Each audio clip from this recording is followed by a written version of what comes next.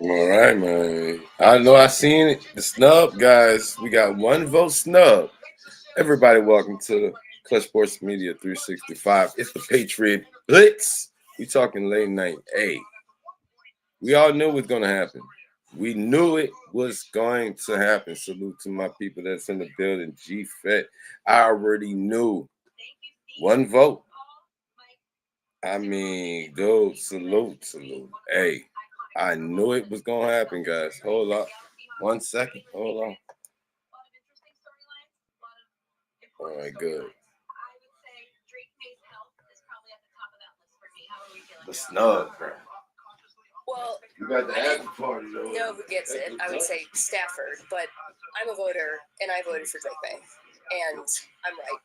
And we're going to explain to Dan Orlovsky why he's wrong, because we already know what he did. First of all, let's remind folks, this is a regular season award. We cast our votes after Week 18. Nothing that's happened since then should be applicable to that. Over the course of the this Mina Kimes. I can hear this. Mina Kimes. Mina Kimes broke it down so eloquently as to how this was going to play out. I'm telling you right now, Mina Kimes broke it down real to the point. On top of that, he was more efficient. Mina was like, look. He also brought an element with his rushing that you just don't get from Matthew Stafford, obviously. Opponent comes up a lot in the Patriots schedule. Let's go. For sure. Let's go. But when you actually parse it Get down, to it. Hit that like button while y'all in the building if y'all don't mind, please. Thank you. And hit that sub up if you don't mind. Let's go. All Patriots talk. Let's get to it. We got the snub. One vote. I respect it. Drake Maye during the regular season. I know we were watching this Patriots defense, and they looked great in the postseason. They were not great during the regular season. 23rd in DVOA. The run game, 21st. Meanwhile, Matthew Stafford, the Rams defense, top 5 in DVOA. Best run game in football. Finally, I like the Patriots receivers. They ain't Puka Nacua. So when you look at who carried their team more, who did more with less from a value perspective, in addition to the statistical dominance, to me, it is clearly Drake Maye. All right, so one, I don't know who's going to win. I voted for Stafford. This is my biggest pushback to you, and this is where you lose it. You can't, on one hand, talk about the numerical advantage or the statistical advantage that Drake Maye has on some of the things that you reference, and then not talk about the schedule. I just did. I talked about the schedule. If you look at the defenses, no, I like that. I like that argument that they had right there. I really do. Because that gets me to the point right here. All right, guys. The snub. The snub. That's just the snub.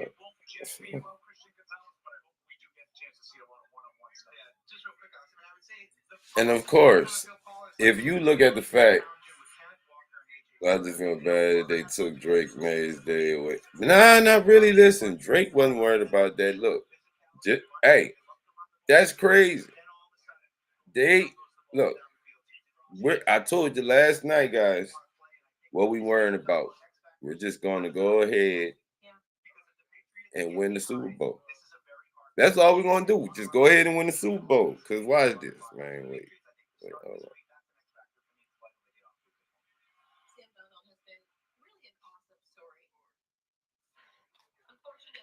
We got the All Access Bay Area edition. You know that is. I got to keep up with all the latest news, especially all this. But look, when Dan couldn't figure out how to, he was trying to word that every kind of wish. Wait, how you going to say? Because you voted for Stafford. We all know Dan Orlovsky voted for Matthew Stafford. Okay. But we played the same opponents as the Rams. Y'all lost to Carolina. We beat the doors off Carolina. But anyway. All right. I'm not gonna we're not gonna hold you. We're gonna get straight to it. Because this is crazy. The problem is the MVP was determined by the sensibility than I consider Herbert. Now watch this guy. All right. The 2026 NFL honor ceremony just concluded, right, in San Fran, right? Now, earlier, right? This is indeed going to be a historic snub of New England Patriots. Quarterback Drake Maye in what became the closest MVP race in over 2 decades. May fell just short of a razor. I'm talking razor thing. Like,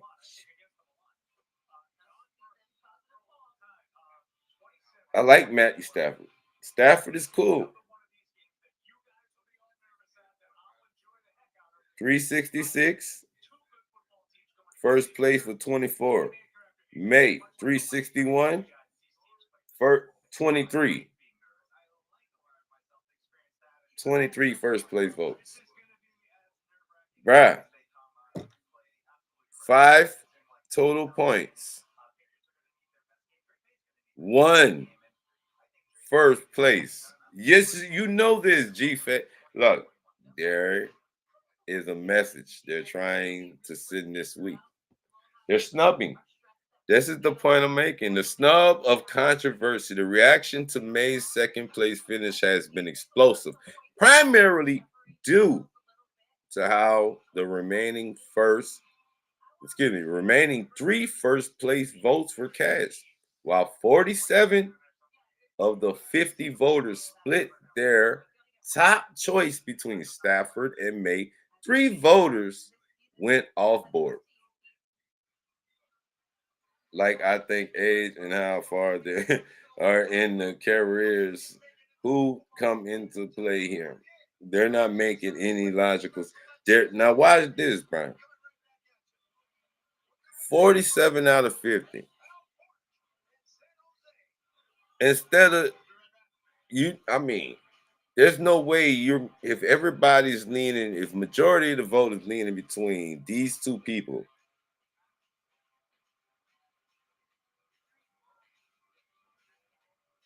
the Herbert vote, former PFF analyst Sam Monson revealed he cast a first place vote for Justin Herbert, who wasn't even a finalist.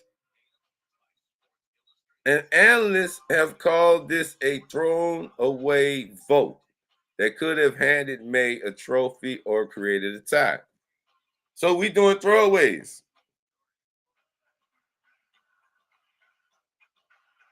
Drake Maye's throwing to freaking Booty and Diggs and Chisholm. Stafford is throwing to Nuka and Adams. That's what Mina Kimes was telling him. She told him, look, I like the Patriot receivers, but what I said last night, that's Devontae Adams and Puka Nacua. So definitely Drake Maye is fucking elevating his team. Now I understand they want, and then what Stafford get us on. We're gonna get to it. Now, the statistical argument, supporters of May, including voter Mina Kimes, this is where I'm getting to. Mina Kimes argued that May was more valuable player, while Stafford led volume, 4,707 yards, 46 touchdowns. May led the league in efficiency with a 72% completion rate and a 113.5 passer rating, often with a less explosive supporting cast. Stephon Diggs, Kayshawn Booty, come on, Pop Douglas, Hunter Henry,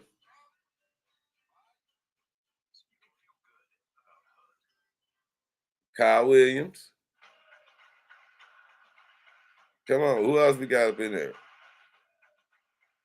Chisholm. He came along late in the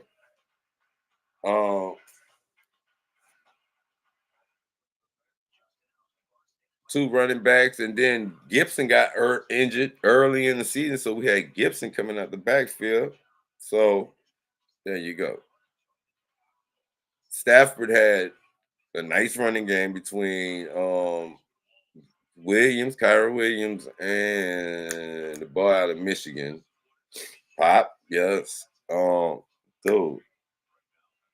He had Devontae Adams, Puka Nakua, 3 tight ends. They all of them, Parkinson, Higbee, and somebody else.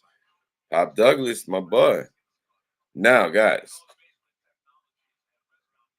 this is listen. You have somebody throwing away votes just because. Listen, this something has to be done with the voting, not to be like a bitter person or one of those guys. I'm happy Stafford got it. He looked right. That was gangster. He got up there with his girls. He had his daughters with him, his greatest cheerleaders. They voted for him. Listen, he had 366 total points, 24 first place. Drake Maye, 361, 23, 1 vote. Josh Allen had 91 total points, 2 first place, and Justin Herbert had 1 vote. Now, the culprit behind the Herbert vote. The Herbert vote, PFF analyst Sam Monsoon revealed he cast a first place vote for Justin Herbert, who wasn't even a finalist. Fans and analysts have called this a thrown away vote that could have maybe handed May a trophy or created a tie or helped Stafford take over the top. But we talking throwaways. This ain't. This is crazy. We getting throwaways. 1 vote. 1 vote. 24 first place votes for Matthew Stafford. 23 for Drake Maye. And 1 vote, somebody put 1 vote in just to throw away a vote for for Justin Herbert. 2 votes for Josh Allen. So I mean, oh my goodness. This is crazy. It's cool though. We're gonna just, you know, we're gonna let it go. Because I mean, Matthew Stafford, he got it. Stafford, he got it. It's good. We're in the Super Bowl though. We're in the Super Bowl, guys. So, in other good news, guess what? We swept coaching awards. How about that? Congratulations to Mike Vrabel and Josh and Josh and Josh. All right, and I don't think Stephon Diggs win Man of the Year. I know the Stafford is the MVP winner. We know that much. All right. So in other news, beyond all the MVP drama, the 1 vote, how you gonna cast a vote? Anybody know this? Cast 1 vote. Listen, 1 vote for her. I'll be serious. Okay. Patriots sweep coaching awards. The New England's Mike Vrabel won AP Coach of the Year. Josh McDaniels won Assistant Coach of the Year for their roles in May's breakout season. Stafford, during his acceptance speech, the 37-year-old Stafford officially announced he will return for the 2026 season, ending retirement rumors. So he took the time. That's why I said he did it gangster. He took the MVP. I ain't retiring.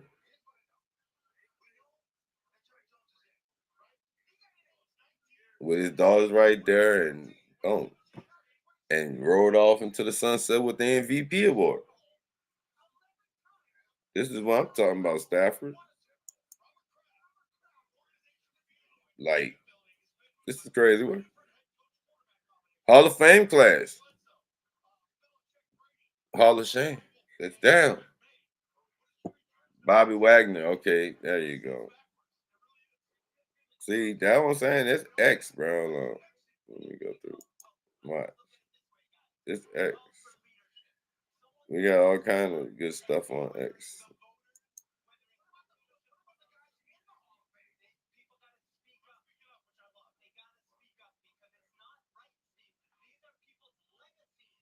Oh, here we go.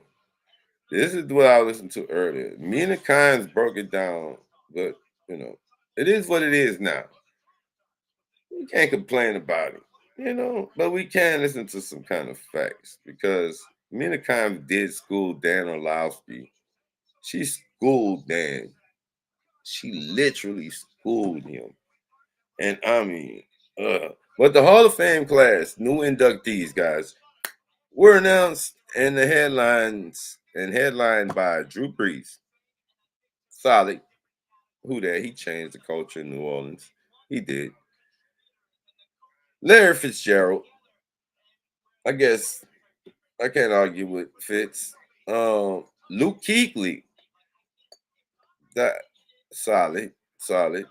Adam Vinatieri. But I had a problem with the Colts. Like Adam V was with the okay. Like they literally snubbed the Patriots. I'm just saying, guys, y'all not. I don't know what it is. Why? Because we're in the Super Bowl. They didn't want us back. What's the problem? It's a damn conspiracy, bro. Um, Notable snubs included Bill Belichick. Oh, I forgot, and Roger Craig, who,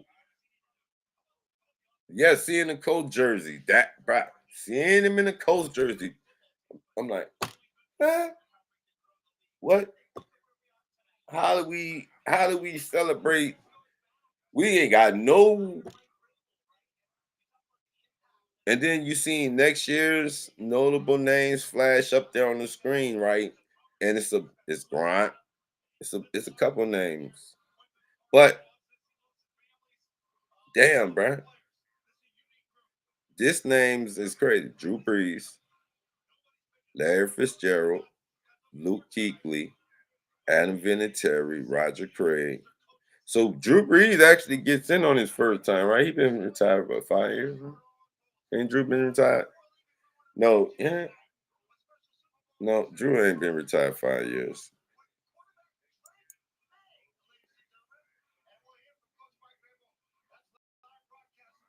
Uh, hold on.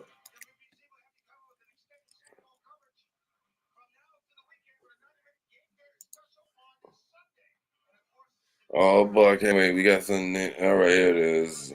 There it is, right there in the Hall of Famers. I respected the Roger Craig one because that's a decent one.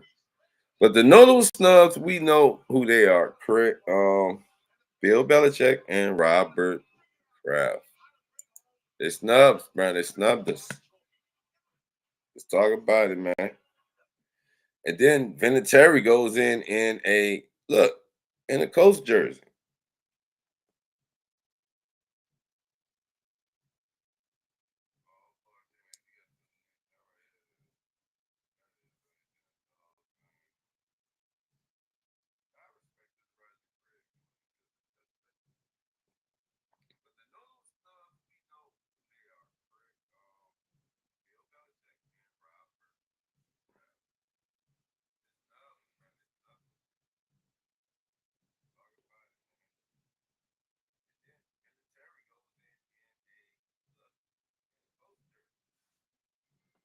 Mm-mm-mm.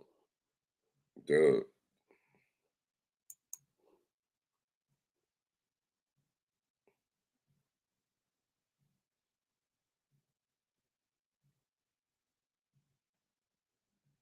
Oh man.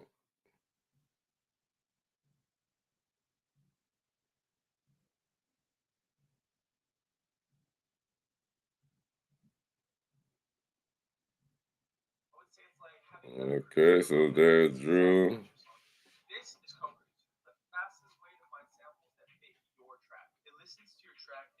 And then, of course, they're going to pull all of everybody else's accomplishments to get them in there.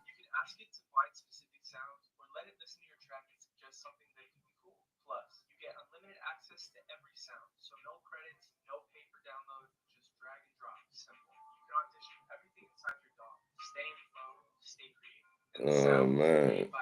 Luke Kuechly. He was a beast. Luke Kuechly was a beast. Seeing the culture. Bro.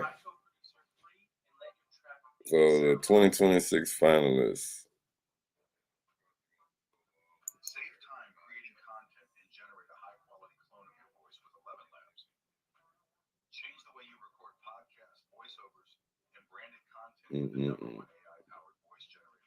I mean, so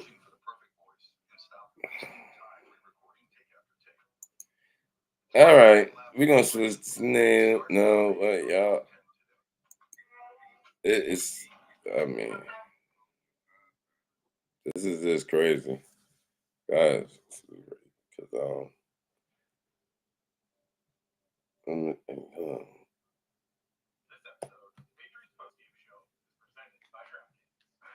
all right.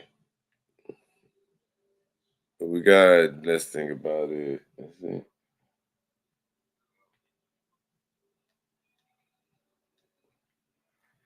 All right. This week we got as we head into Super Bowl weekend, the final practice reports are in. We get the final practice. I guess what I seen them today. They look good at practice. Look good out there at practice. I posted a video on our shorts channel too, as they were doing the practice earlier. Wasn't doing something. Yeah.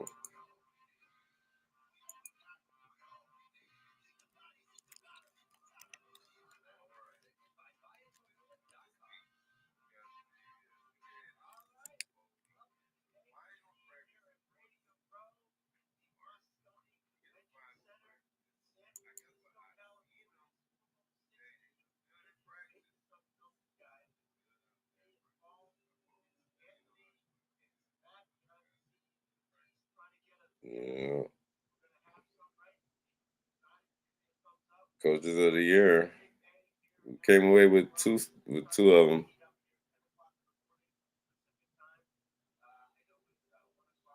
We came away with two at least. Coach of the year, assistant coach.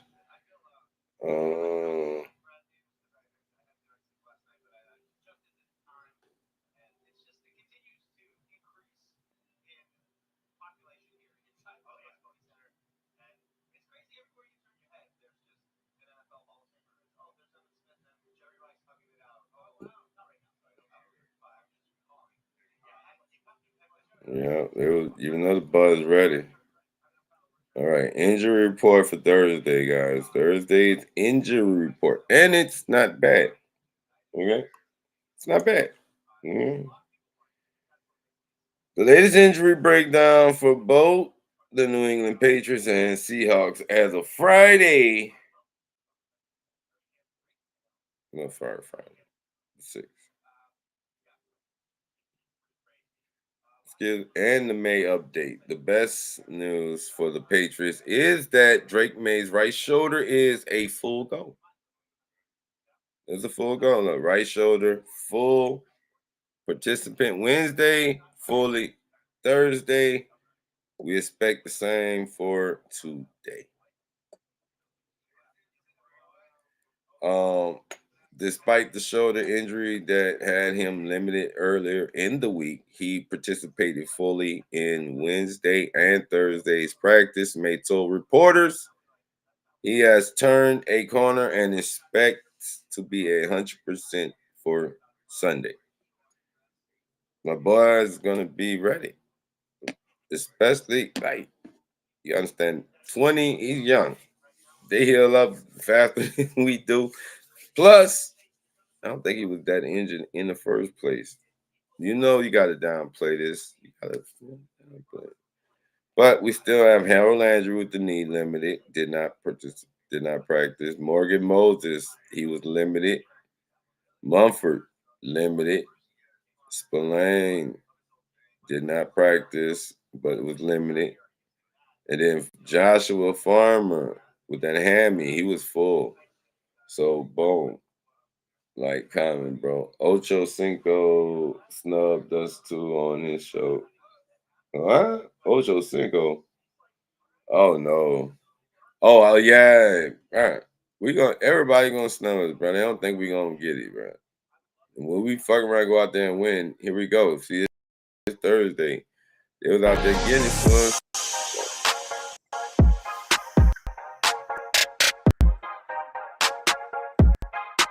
We both getting ready. That's what I'm saying. I don't know. Okay, you got Harold Landry. He's the biggest concern for the win game. Landry did not practice on Thursday after being limited on Wednesday. His pass was questionable. I mean, that's Harold Landry, but we got some lanes and he's going to play. Chase Down. We got Gibby. Oh, man.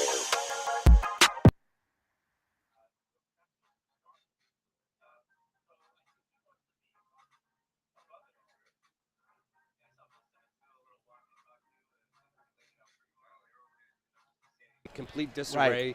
Right. There was a point against Vegas in week 1 where you were like, all right, I don't know. But there was some really good football that week too. So they've been consistent. They've gotten better.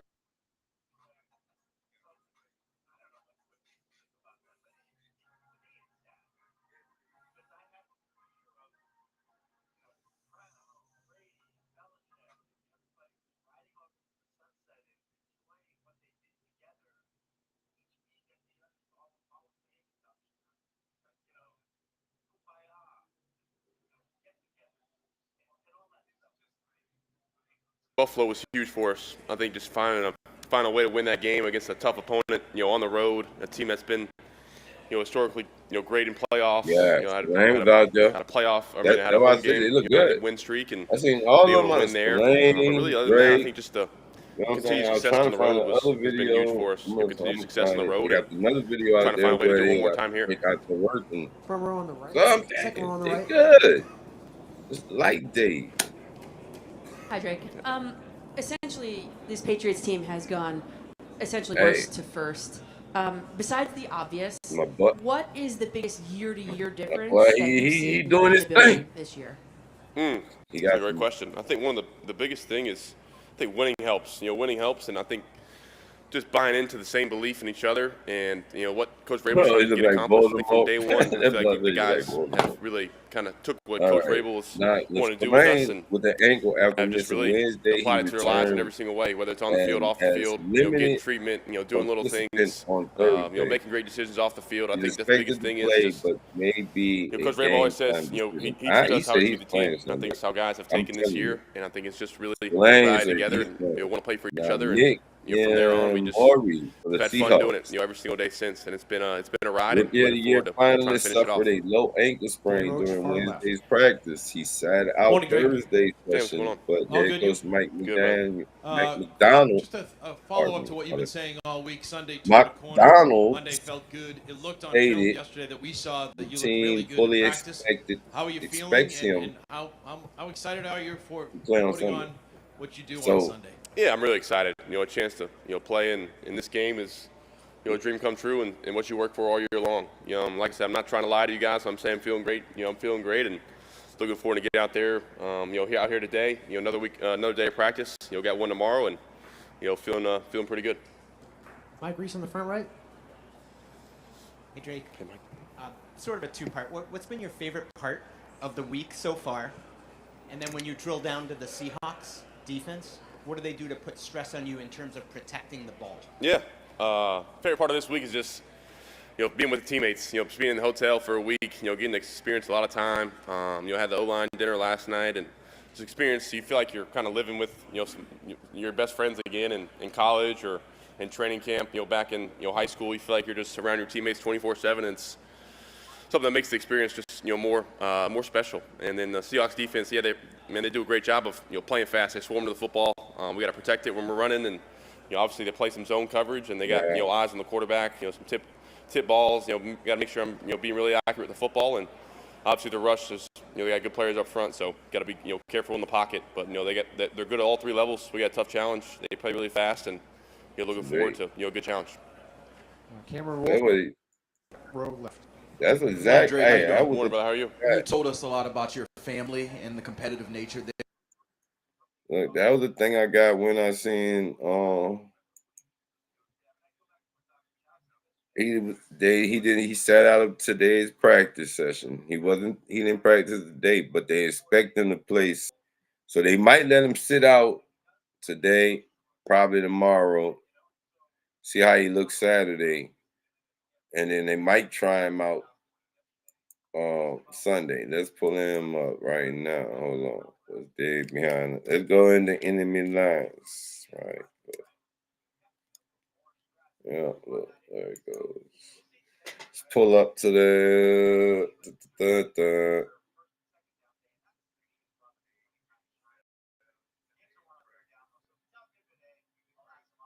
Oh, they say he was robbed of the Defense Rookie of the Year award. Y'all know how we feel, Seattle. Yeah. 13 forced incompletions first, 22 pass downs first. Okay. He's a beast.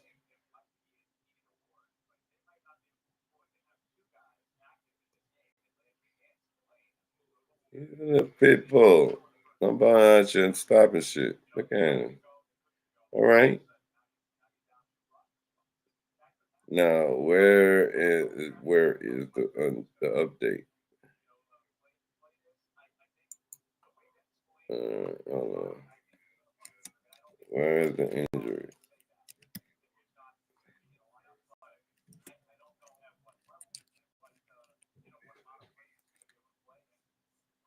All right, there you go.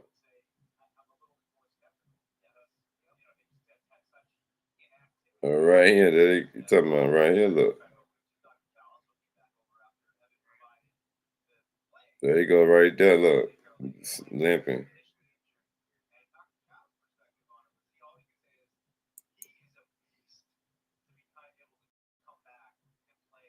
So he is kind of gimpy. See, that's why he wasn't at practice today, so I don't see him practicing tomorrow. Yeah, I don't see him practicing tomorrow, guys. So that's why they say we got a break today on some shit. I'm like, I keep hearing that all day, like we got a break. I'm like, really? I don't think so. So he could be stunned too. Never know. But sprain, we're gonna see. Got a slight limp. Seahawks starting DB Nick was spotted limping to his hotel after suffering an ankle in practice on Wednesday.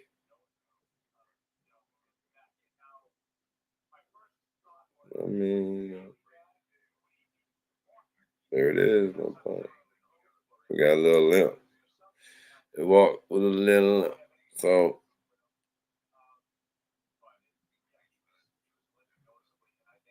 he said he expects to play on Sunday. I feel good.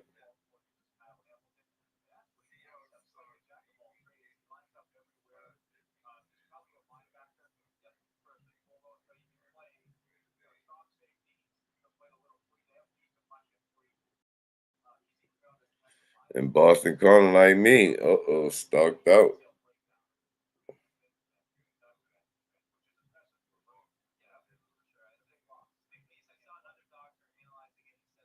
So Mike McDonald opens up his news conference, guys, saying he says in the news conference he expects him to play.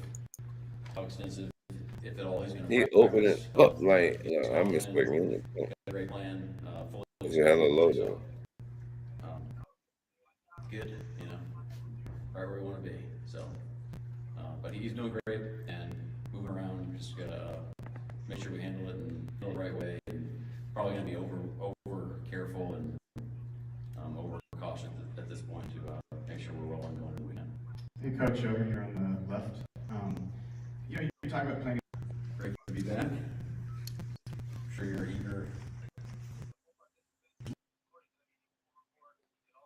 Oh boy, everybody ran with this one.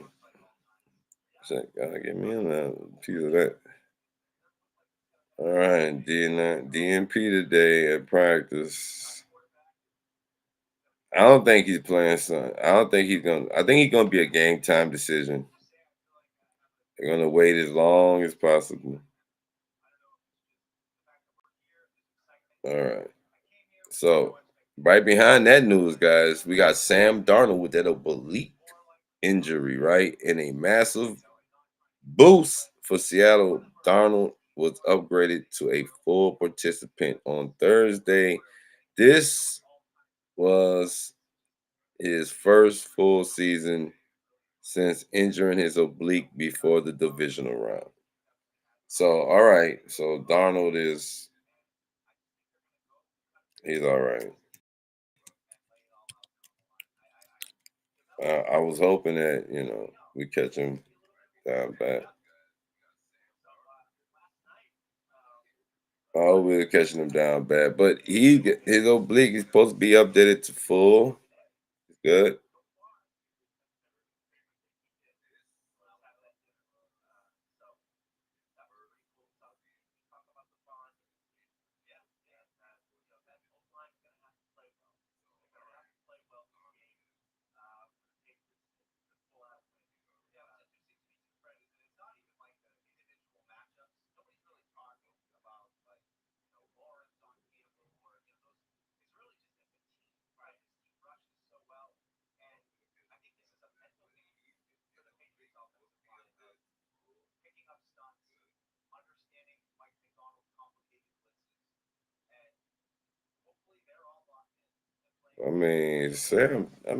America is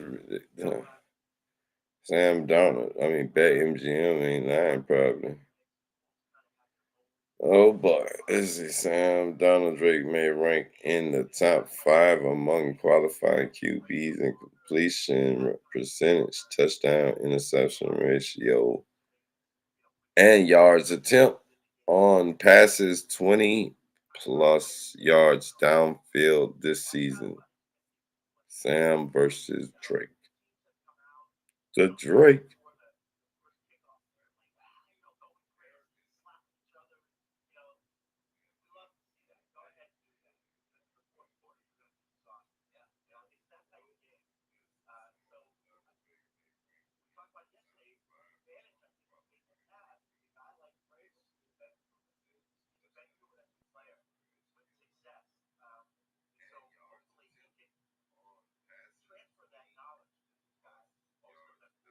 Wait, strange fanatics had Seahawks star wear a fan game jersey in media.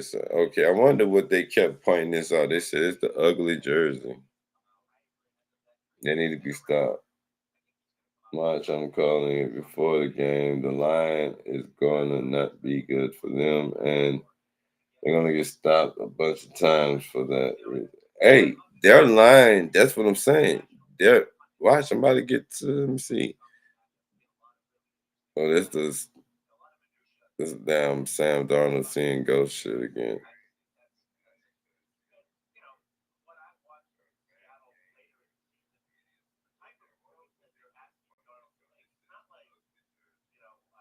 Brady and Darnold on the teams. All right, so apparently, see. All right. So right there, oblique, right? Oblique. All right. Seahawks with the injury. Nobody held out. Darnold still limited, but I believe, obviously, precautionary. Okay. Sam Darnold, quarterback, oblique limited. That was Wednesday. Obviously, they haven't updated this.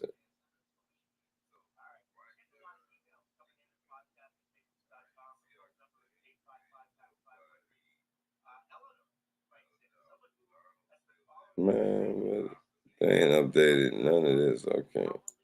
So of course he's been a full participant on Thursday. This is a full session. So okay. Apparently Sam is good. Now, offensive tackle Charles Cross with the foot. The starting left tackle remains limited while he played through the injury in the NFC Championship game. With mobility will be tested with the Patriots pass rush. That's where we're going to get him at. Their line. Okay. Okay. Listen. We behind the trenches now, buddy. Here it is, Charles Cross. Man.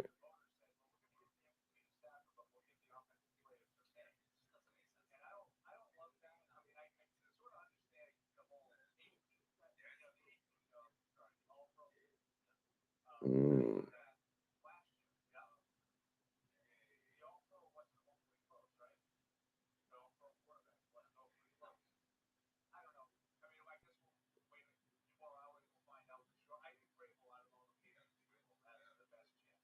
But he got injuries though. See, this goes on. Limited at practice. That's all I need to know. All right. So Nick didn't practice today. Mike McDonald said that was a possibility this morning, while saying the team fully expects the rookie nickelback to play Sunday. Left tackle Charles Cross and fullback Robbie were limited. Everyone else was a full participant. Boom, boom, boom. There we go, guys. So that line is going to be tested. For us, Drake Maye showed a full participant. Harold Landry did not participate. Nick, with that ankle, did not. He was limping. We just seen a video of him limping. And then we got Sam Darnold with the oblique. He was a full participant at practice. So with the MVP drama behind and his shoulder feeling better, Drake Maye is looking to become the youngest starting quarterback ever to win the Super Bowl. And I'm backing this one. Backing that one. Backing that one. I'm backing this one. Aaron, and like I said, they got Charles Cross, tackle, Josh Jones, another tackle, Eric Salbert, tight end.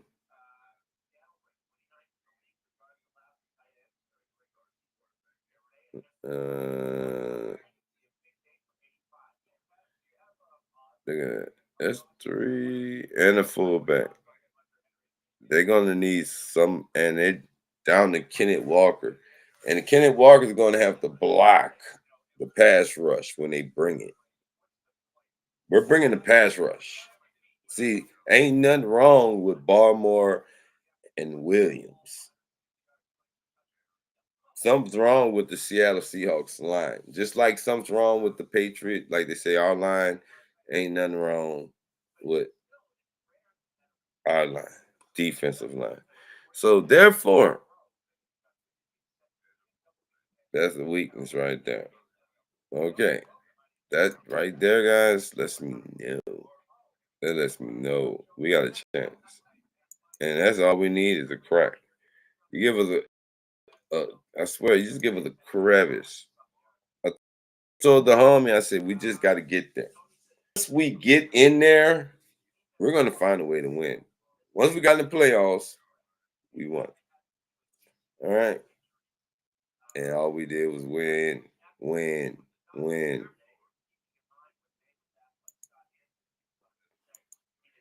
Oh, right. So Sunday is our next. I mean, we can get all the rest of the shit out the way. Stafford is the winner. We've won our Coach of the Year award.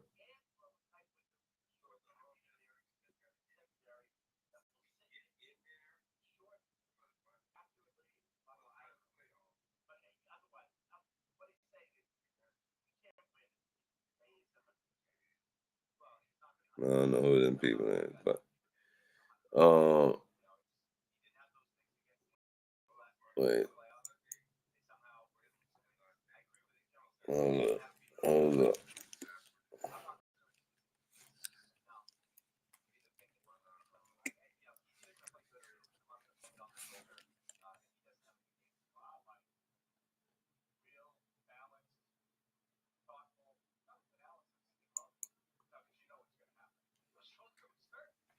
I mean, I want to see how this game's gonna play out, guys. I really do.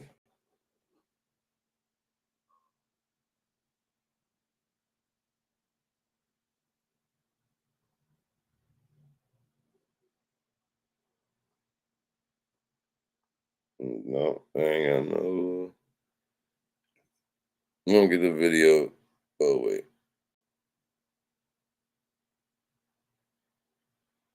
No, that's from December.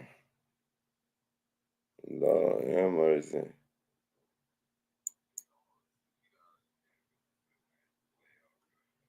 All right. But we do have the Drake Maye presser. So here we go, guys. I'll fix my damn thing. I feel better now. Oh. We were worried.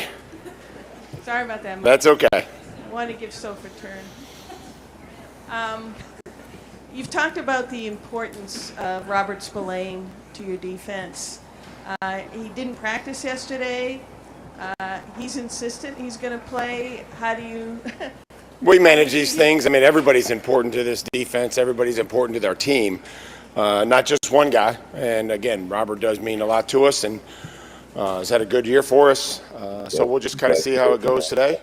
We still have some time to work through things before the game, and then we'll try to put together the game day roster we feel like gives us the best chance, and hopefully that includes Robert. But again, we have a few more practice days before we get there. Got Adam Kilgore in the front right. Mike, good morning. Hey. Over the years, we've heard like a lot of stories from your players about times when you'll jump into drill or break up a fight or something at training camp. Why do you like to do that, and what do you think it provides your team? Well, I think I can provide. When you talk about the drills, just finding ways to help and to give instruction, however I feel like is best.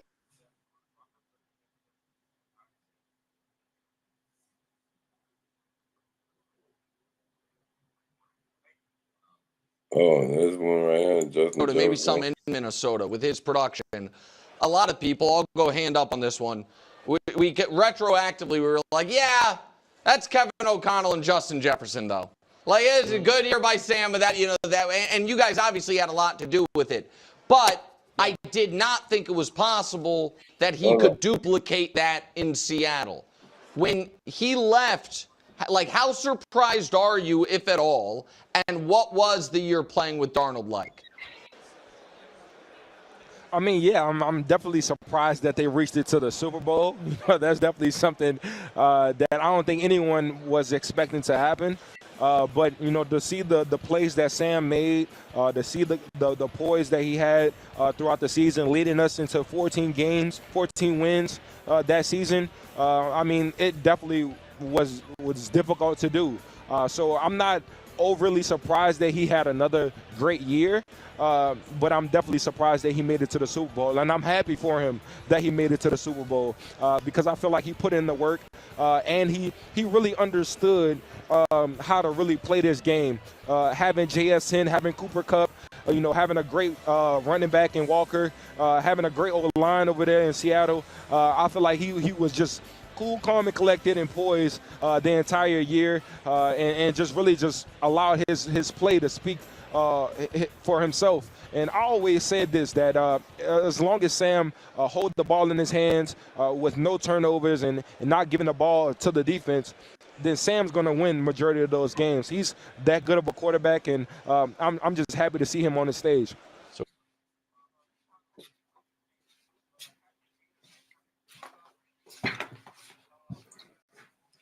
My boy saying Sam could have won the majority of them games.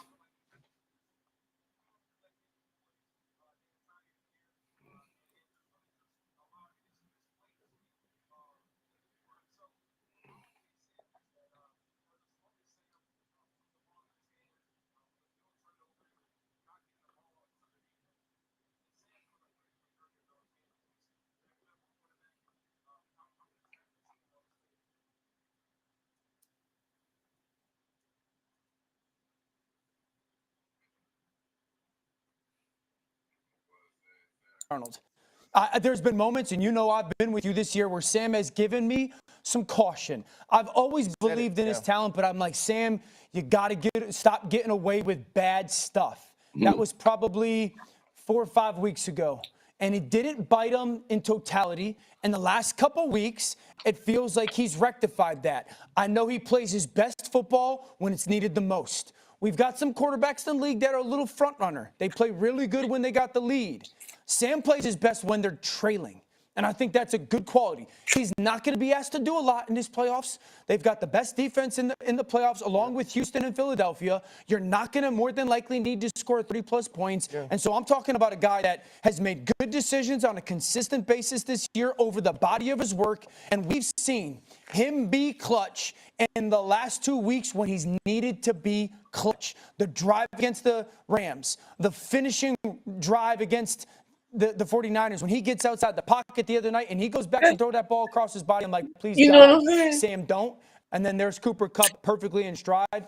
I think that Sam Darnold has warranted us to sit back and say, let's look at you through the prism of what you become the last 2 years, rather than the guy that we continue to see under that umbrella of the first 4 or 5 years of his career.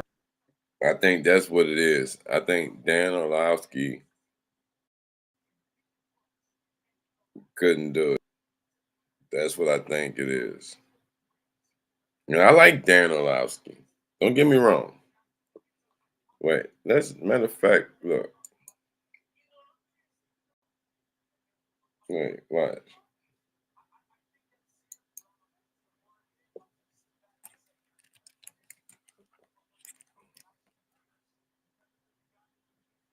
Dan Orlovsky.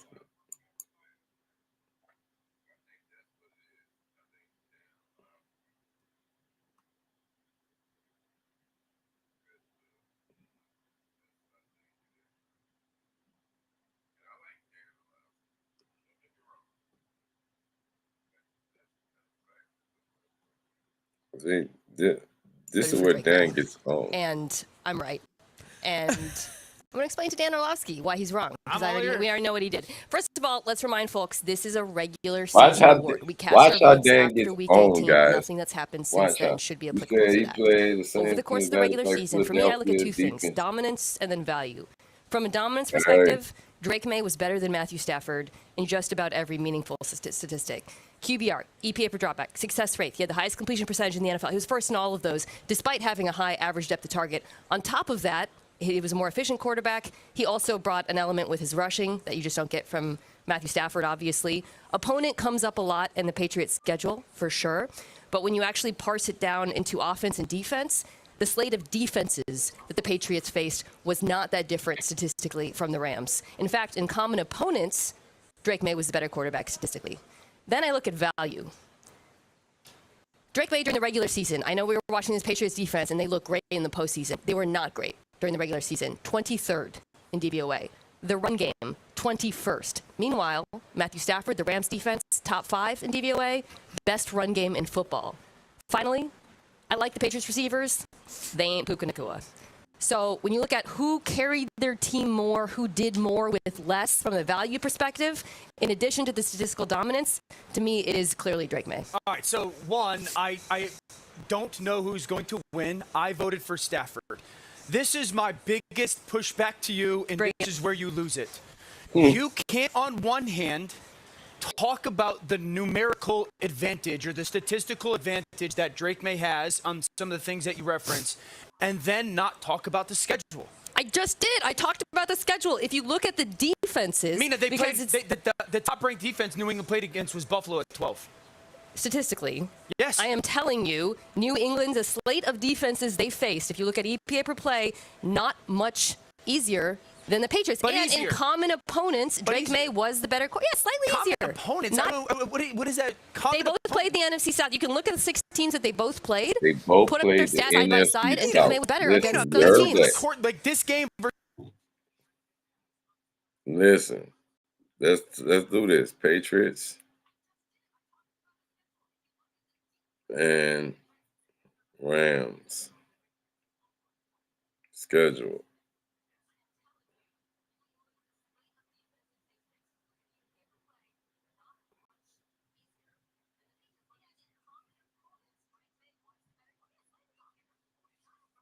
Now, this is crazy.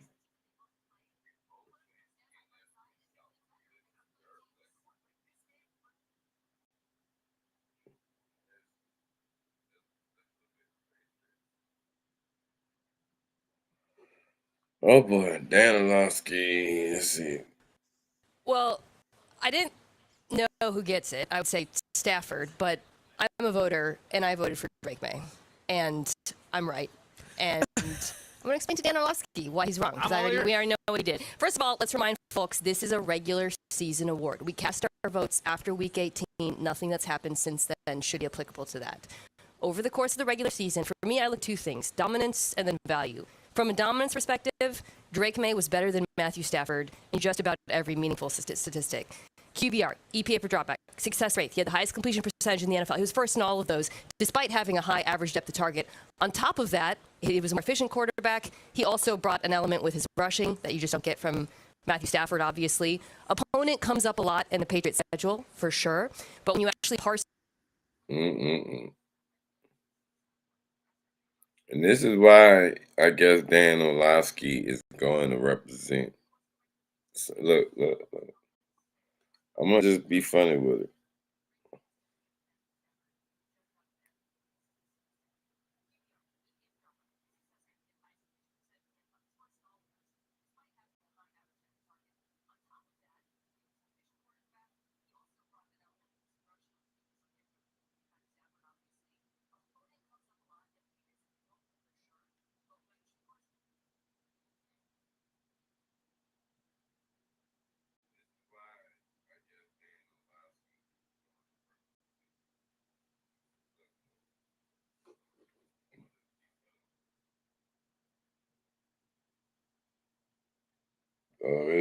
But how does the schedule get into the criteria MVP to a team of that year? Shouldn't be defined by the team and how the records is. I agree, but guys, I would rather be wrong than turn my back on Matthew Stafford, Dan Orlovsky, 2021. I want Matthew Stafford. I'm never going to turn my back on Matthew Stafford. Orlovsky debated because I'm a team guy. I'm not a guy that's a solo guy like Stephen A. Smith that wants to just all about Stephen A. Smith. And I'd rather be wrong than turn it. This must be some man. Let's find out who will be right. Mina Kane's just such a ball knower. Absolutely cooked Dan Orlovsky. Glad to see some people understand.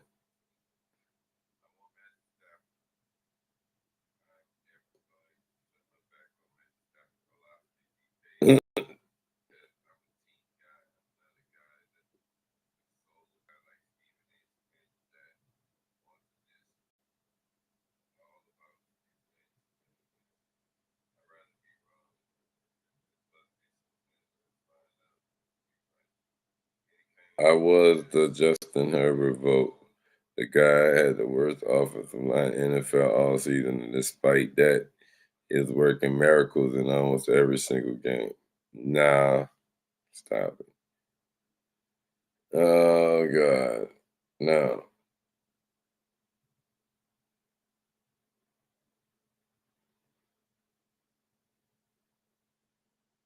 Now, why? Look, I get it, but when she hit him on the head, they played the same teams in the NFC South, and the Patriots dominated those same teams. They played the same teams, and the Patriots dominated the same teams. So you can't say, if we're going to say schedule, well, we played the same teams as you played, but we played and did a better job. So what that say? I mean, let's keep it real. Look, you can't move the goalposts For just sure. to make But when you actually feel better parse it about down whatever into we're trying to offense feel and better. defense, the slate of defenses that the Patriots faced Look. was not that different statistically from the Rams. In fact, in common opponents, Drake Maye was the better quarterback statistically. Then I look at value. Drake Maye during the regular season, I know we were watching this Patriots defense, and they look great in the postseason. They were not great during the regular season. 23rd in DVOA. The run game, 21st. Meanwhile, Matthew Stafford, the Rams defense, top 5 in DVOA, best run game in football. Finally, I like the Patriots receivers. They ain't Puka Nacua. So when you look at who carried their team more, who did more with less from a value perspective, in addition to the statistical dominance, to me, it is clearly Drake Maye. All right, so one, I don't know who's going to win. I voted for Stafford. This is my biggest pushback to you, and this is where you lose it. You can't, on one hand, talk about the numerical advantage or the statistical advantage that Drake Maye has on some of the things that you reference, and then not talk about the schedule. I just did. I talked about the schedule. If you look at the defenses, Mina, the top-ranked defense New England played against was Buffalo at 12. Statistically, yes, I am telling you, New England's a slate of defenses they faced. If you look at EPA per play, not much easier than the Patriots. But and easier. in common opponents, Drake Maye was the better. Yes, slightly easier. Common opponents? What is that? They both played the NFC South. You can look at the 6 teams that they both played, put Yeah, up their stats they side by both side, played and the Drake Maye NFC was better South. against those That's teams. over the court. Like this game. They both played. Listen. They both played the NFC South. The same 6 teams.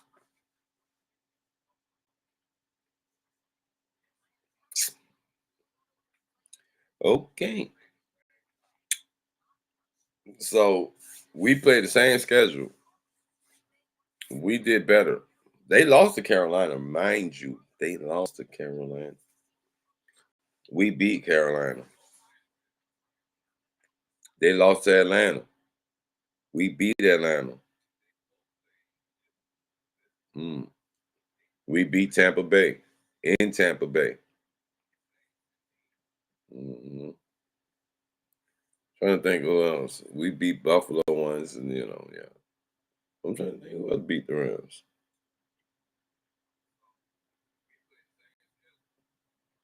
And you're gonna tell us about schedule after she just told you they literally played the same. They played the NFC South. They literally played the same team.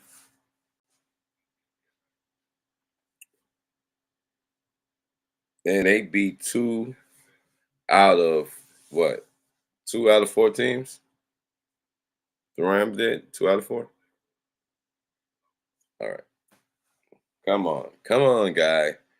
Come on, Orlowski. Come on, Orlowski. Listen, I dug in there. Now, beef between Mina Kimes and Dan Orlowski reached a boiling point on NFL Live yesterday and has since gone viral. Kimes, an official AP MVP voter, essentially took Orlowski to school. I mean, she owned him, point blank. The debate started when Orlowski claimed that Stafford was the obvious choice because of his higher volume of touchdowns, 46, and his veteran presence leading the Rams back to the playoffs. Mina Kimes rebutted and has been described by fans as a statistical clinic. Here's how she dismantled the argument. And we just listened to it, but listen. The common opponent trap.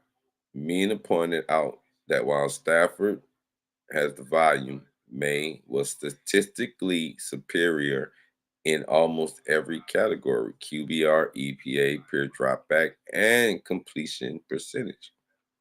When looking at the 6 common opponents both teams played this year, value versus volume, she hit Dan with the reality of Maye supporting cast, noting that Maye led the league in efficiency despite having a receiving corps that ranked in the bottom half of the league in separation. Come on. The awareness joke. When Orlowski tried to cite the strength of schedule, SOS, as the reason for Stafford's edge, Kimes corrected him on air, pointing out the defense efficiency of the Patriots' opponents was actually higher than the Rams.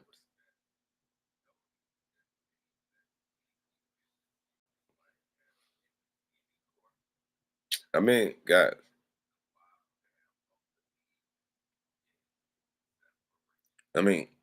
I think she just likes to do it to Dan Orlowski.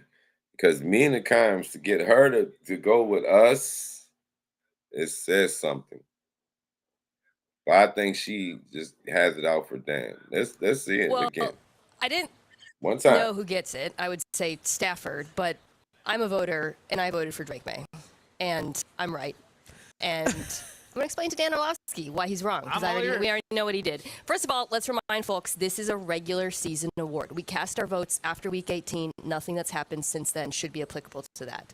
Over the course of the regular season, for me, I look at 2 things, dominance and then value. From a dominance perspective, Drake Maye was better than Matthew Stafford in just about every meaningful statistic. QBR, EPA per dropback, success rate. He had the highest completion percentage in the NFL. He was first in all of those, despite having a high average depth of target. On top of that, he was a more efficient quarterback. He also brought an element with his rushing that you just don't get from Matthew Stafford, obviously. Opponent comes up a lot in the Patriots' schedule, for sure. But when you actually parse it down into offense and defense, the slate of defenses that the Patriots faced was not that different statistically from the Rams. In fact, in common opponents, Drake Maye was the better quarterback statistically. Then I look at value. Drake Maye during the regular season, I know we were watching this Patriots defense and they look great in the postseason. They were not great during the regular season. 23rd in DVOA. The run game, 21st. Meanwhile, Matthew Stafford, the Rams defense, top 5 in DVOA, best run game in football. Finally, I like the Patriots receivers. They ain't Puka Nacua. So when you look at who carried their team more, who did more with less from a value perspective, in addition to the statistical dominance, to me it is clearly Drake Maye. All right, so one, I don't know who's going to win. I voted for Stafford. This is my biggest pushback to you, and this is where you lose it.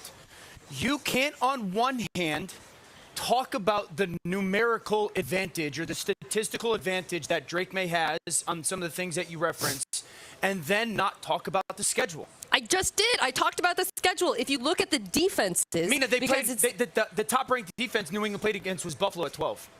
Statistically, yes, I am telling you, New England's a slate of defenses they faced. If you look at EPA per play, not much easier than the Patriots. But and easier. In common opponents, Drake Maye was the better. Yeah, slightly easier. Opponents? What is that? They both played the NFC South. You can look at the 6 teams that they both played, put up their stats side by side, and Drake Maye was better against those teams. See Ryan Clark over there laughing. Ryan Clark over there dying laughing right now because Ryan Clark, like, this dude, Dan, you don't know when to shut up, Dan. Dan, shut up because Dan, you getting owned. Not even trying to be a hater because I definitely am. But they need to seriously consider taking Dan Orlowski's AP vote away. He's doing nothing but watering down the whole process and staining the reputation of voters and awards. Seriously, I'm not hating, but I Garrett Ferguson, I second that amendment. Garrett Sprints, I give that. We second that. All right, guys. The reason why this clip is going so heavy right now, and we're laughing with it, right? The 1 vote context. May lost by exactly 1 place vote. Keim's vocal defense makes the Justin Herbert rogue vote look even more egregious to fans. A lot you search social media is roasting Dan for his confused reaction when Maye brought up the common opponents data. He literally asked, "What is that?" before she broke it down for him. What I'm trying to tell you is, Dan, you fucked up. Dan, you fucked up, bro. This is why I say you shouldn't even want to talk about my Patriots. Dan, I'm not being petty, but you went too far. You went too far. You know, I voted for Stafford. I know. Do we have to bring up the reason why Dan Orlovsky is famous, y'all? Y'all want to know why Dan Orlovsky is famous? Hold on, I'm gonna bring it. The Patriot fans are using the clip as a rallying cry, framing it as media outside of Mina being biased towards the old guard, Stafford over the new face of the league. Thank you. We got this. Clip it and snip it. Say that this is archive. Trust me, Dan Orlovsky. Wait, why is this? I'm gonna show y'all why Dan Orlovsky is famous.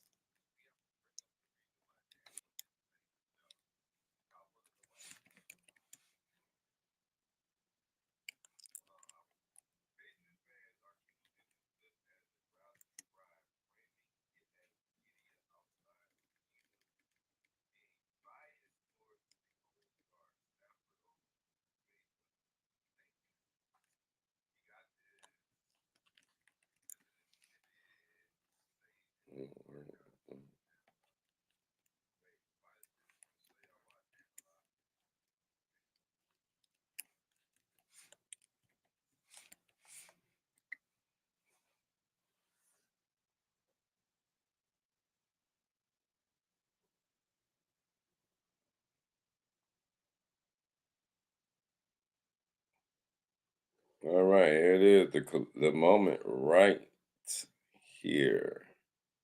Here comes Jared Allen. He's out of bounds. Poor guy, I don't even know if he realized it. And that's the safety. Well, so much for me calling him savvy because he had no idea where he's on the field. Tough situation, but you just can't do that. You have to realize, and you can see him, he didn't even know he was out of bounds. Tough situation for a young quarterback, but you always got to be aware, Ron, of the situation, where you are. But listen, I mean, being on the 1 yard line, having to throw it to your end zone 3 times in a row, tough spot to be in. It goes back to the drop ball by Johnson. I mean, you can't ask a guy who hasn't played much in his 4 years here, 3 years. The big-time players need to help this guy. Roy Williams and Calvin Johnson, 2 of their biggest players. This is Dan Orlovsky. Mister, I got a great pick. I know. Here comes Jared Allen, and he's out of bounds. Poor guy, I don't even know if he realized it. And that's a safety. Well, so much for me calling him savvy because he had no idea where he's on the field. Tough situation, but you just can't do that. You have to realize, and you can see him, he didn't even know he was out of bounds. Tough situation for a young quarterback. This is Dan. I'm glad somebody put. You should lose your vote. You shouldn't even have a vote for it. Why should he get a vote for MVP awards? How the fuck does Dan Orlovsky get a vote? How does Dan Orlovsky get a vote? Dude.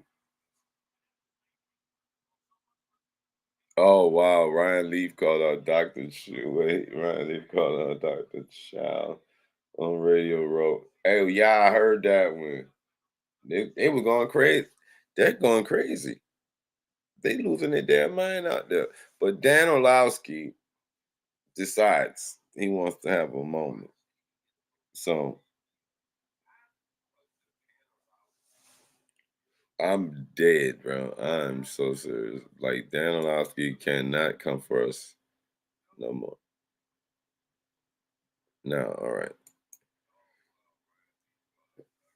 Yes, dude, there is, let's see.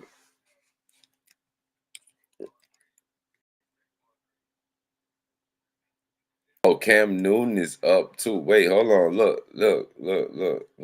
Wait. Hall of Fame 20.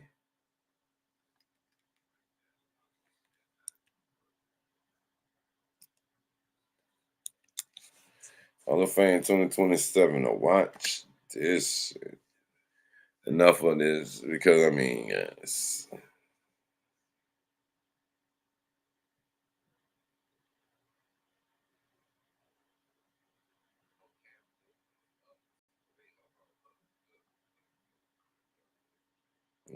Did I miss it?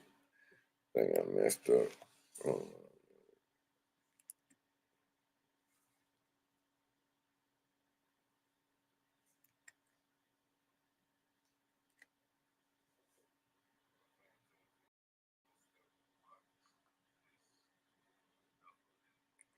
All right.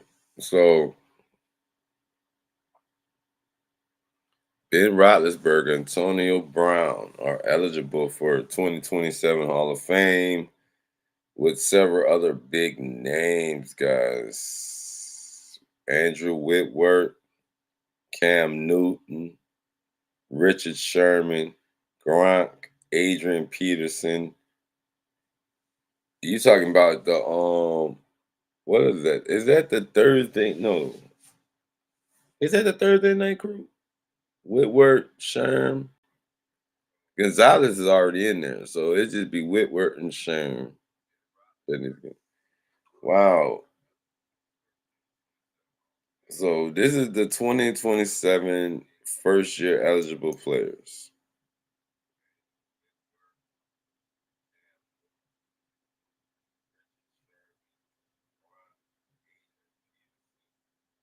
Le'Veon Bell, Cam Newton, Andrew Whitworth, Eric Weddle, Alex Mack, Antonio Brown.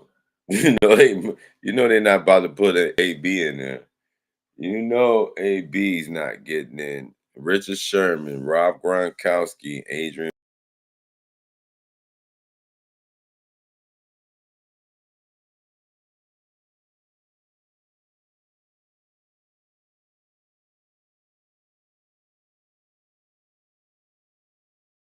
Exactly. Come on. That's exactly right. AB, nah, bro. I can't, nah. Listen, AB, Richard Sherman, Cam Newton, Le'Veon Bell, maybe, and Adrian Peterson, they not about to let them in. I'm just on. They not letting them in.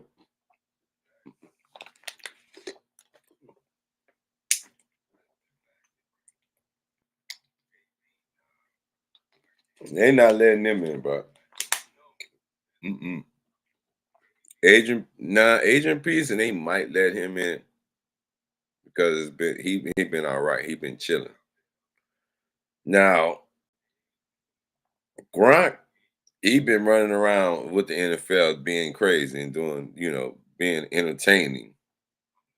Sherman, we just remember you flashed out and went to your people house. Yeah, and he flashed out. He got a job on Amazon. So they're not letting him in right away. Roethlisberger, I don't know about Roethlisberger. They might let him in. Depends on, because I don't watch his podcast. I ain't gonna lie. I don't watch Ben Roethlisberger's podcast. I don't know what he be saying. And Antonio Brown, he just got into a shooting. He done been doing all kind of treacherous ass shit. I don't think so, bro. AB, nah. Le'Veon Bell, he might can get in there, but he got a little friction. He did buck the system. Now, Cam Newton,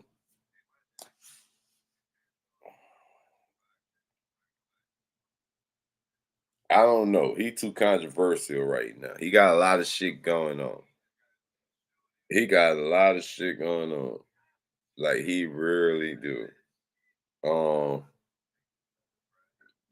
Whitworth, he probably gets in. I can see Whitworth getting in. He transitioned over. He's an analyst. He does whatever. He seems like he's good. We got to dig and look.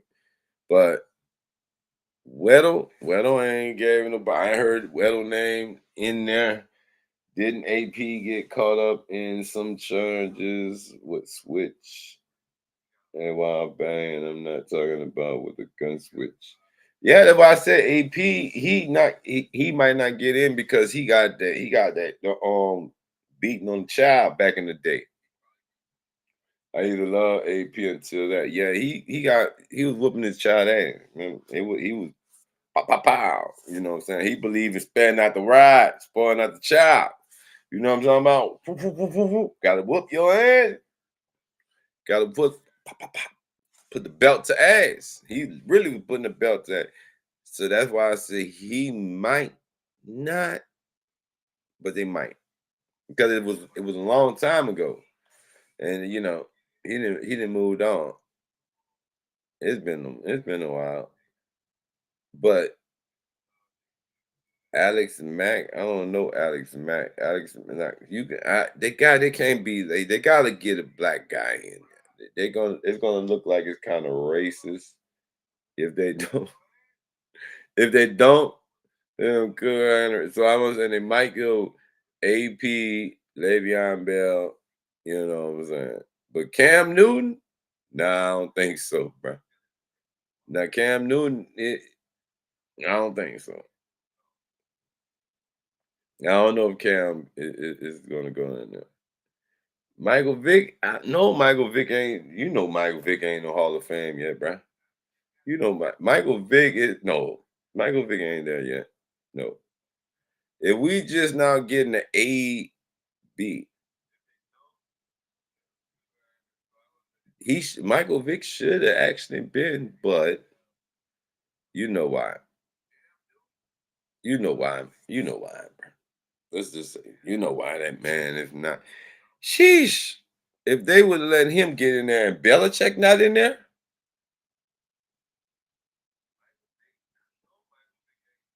listen, bro, listen,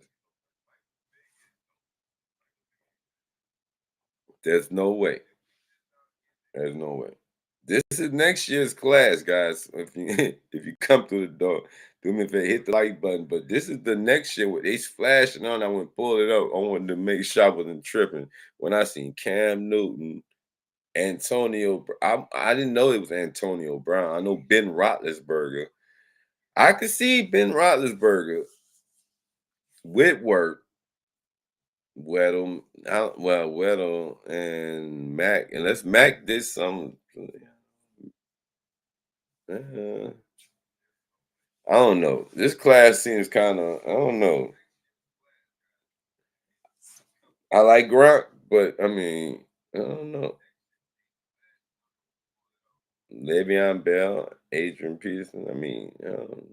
This is and look, the killer part. Belichick is not in there. Robert Kraft, the owner. Damn. That's accomplishments. Them people that made like AP don't got a ring. Gronk got a couple of them. What, Sherman got one ring? No, Sherman got one. Yeah, Sherman got one ring.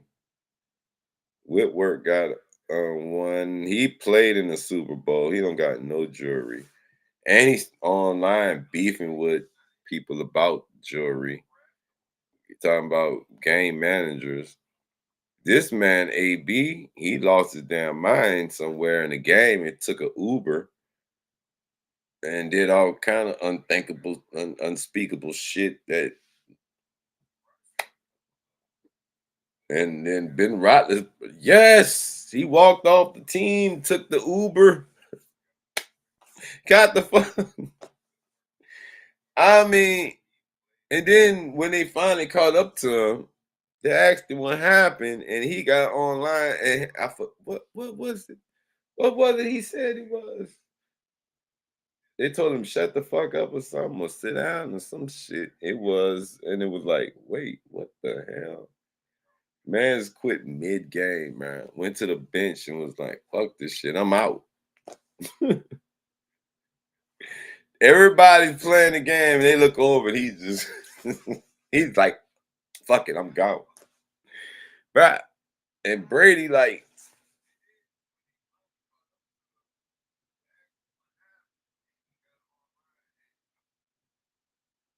what the fuck? This man lost his damn mind, y'all. This man lost his ever-loving fucking mind, y'all. But yes, I mean, right. This is going to be interesting. Hall of fucking Fame class.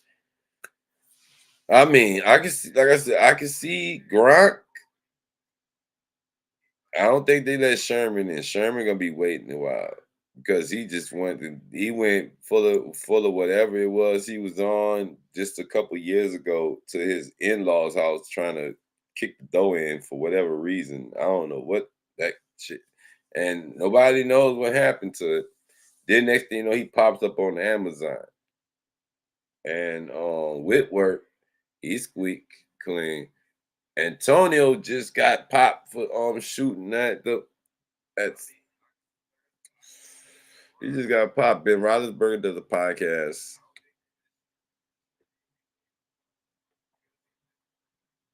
Le'Veon Bell, and he did have a sit out and some other shit on his record. He did have a little, but that's 3 Pittsburgh Steelers right there. There's no way y'all letting 3 of y'all. Well, 2 at least. They might let Roethlisberger in there, you know what I'm saying? Because he did win a ring.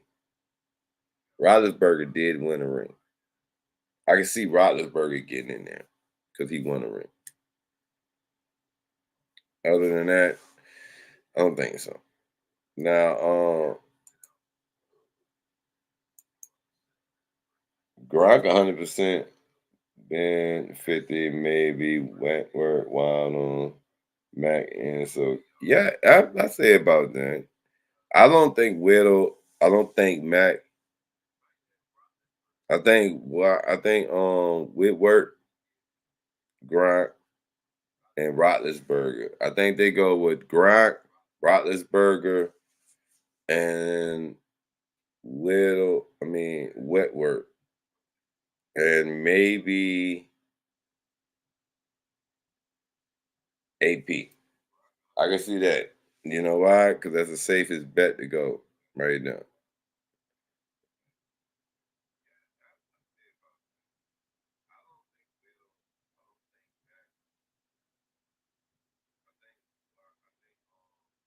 Man, that's crazy though.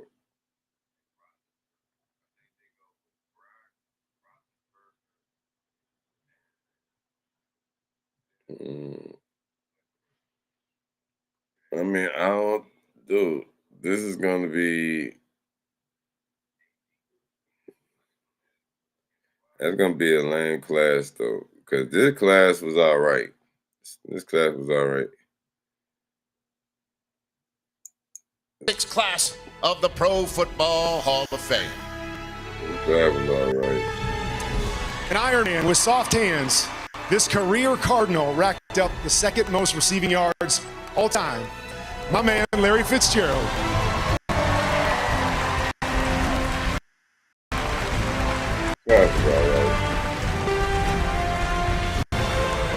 Yeah, Big Ben was a dominant.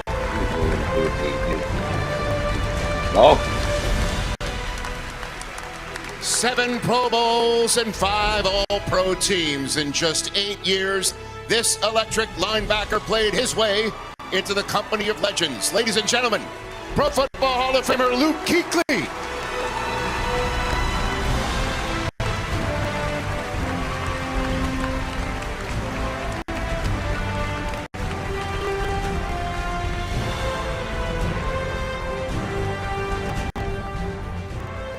No one has scored more points or kicked more field goals. 24 seasons, 4 rings, one at my expense, and now 1 bust in the halls of King, Adam Vinatieri.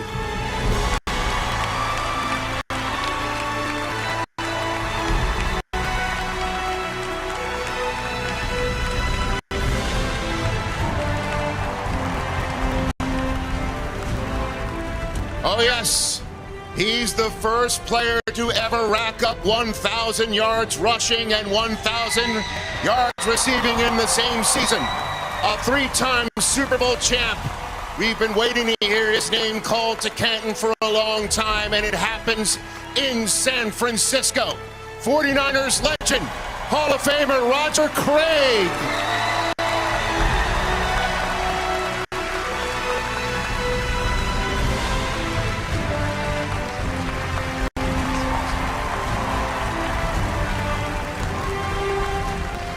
Man, 20 seasons, 13 Pro Bowls, and the second most passing yards, completions, and touchdowns in NFL history. One of the greatest quarterbacks of all time, Hall of Famer Drew Brees.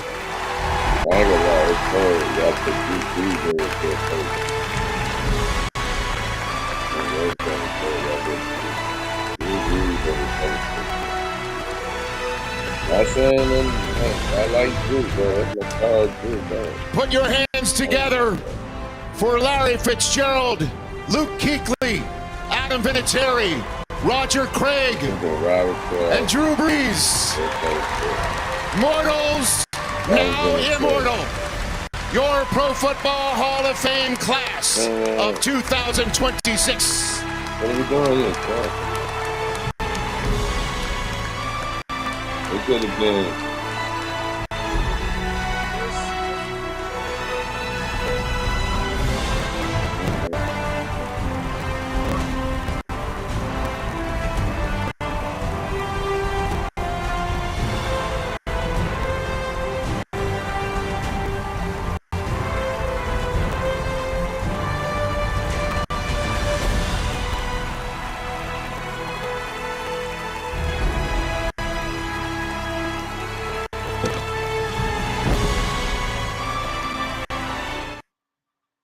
That was a little shoddy moment, champ. Sorry. That's all some good names, though, that go in there, guys. I just feel bad because of snubbings. But, okay. We're going to win a Super Bowl, though. We're going to win a Super Bowl.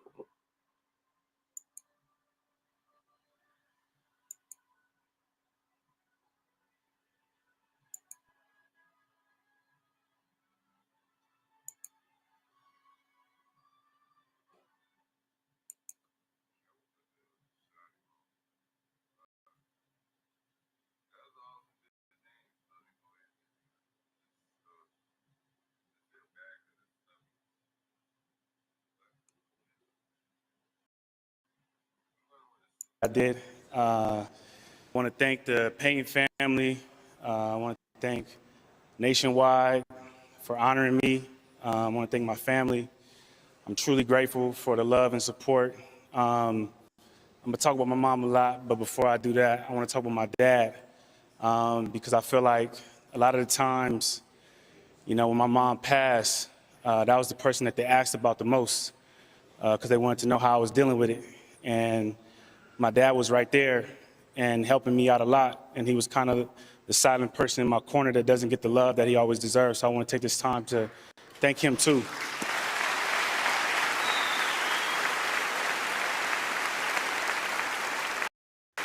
I didn't realize how hard it was until I got 2 kids of my own, and I realized there's a lot of work that goes unseen, a lot of sacrifices that they make, a lot of time spent away trying to provide for a family, and it made me appreciate the job that he did. So I'm truly grateful for him. But y'all seen the picture, man. I cannot be up here and not talk about my mom. She is and will ever be my rock. She's the reason why I'm standing up here. She's a person that had, you know, confidence in me when I didn't even have confidence in myself. A quick story, I had one job before the NFL, just one, and I only had it for about a month. I got fired. But she kind of pulled me aside and, you know, she was asking me after I got fired, like, why was I working? And I told her I was working to help her and help the family out. And she told me, nah, like, I really feel like you can make it to the league and I want you to focus on that. And she said, I got you. And those words always ring in my ear. You know, every time I try to help somebody, every time I see somebody in need, I say, I got you. Because we are this, I mean, look at this room. This room is truly blessing, a truly special room full of so many amazing people. And there's so much we can do together. I know there's a lot of craziness going on in this world right now, but, you know, there's not much this room can accomplish. And we can be the people that say to the world that I got you. And so as, you know, the world looks crazy, as things get crazy, somebody's going to be looking up to somebody, wondering if they have somebody that say I got you. And I hope that I'm the light to say that I got you. And me standing here is my mom in current flesh. And she's not able to be here, but she lives through me. And everything I do is for her. And I honor her every chance that I get. Her love and support is the reason why I'm standing here. And, you know, I wouldn't be here without her. And so, again, every time y'all see my face, every time y'all see me do something y'all consider that's cool or dope, just know that it's her. And I'm in the flesh. And she's not here right now, but she's here through me. And so there's no way that I can accept this award without saying you are really thanking her. So thank you, guys.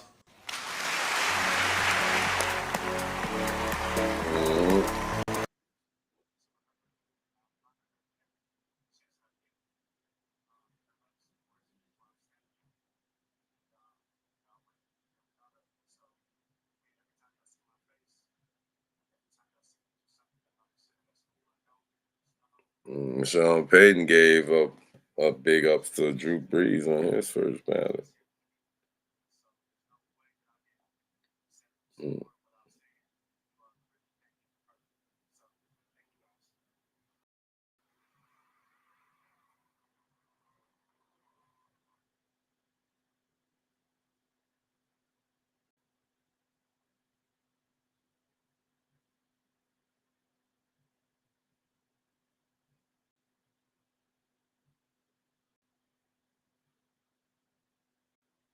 I don't know that one.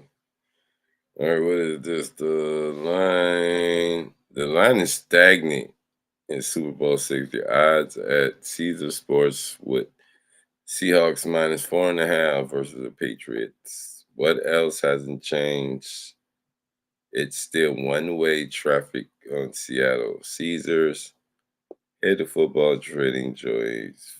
Okay, so it's still 4.5.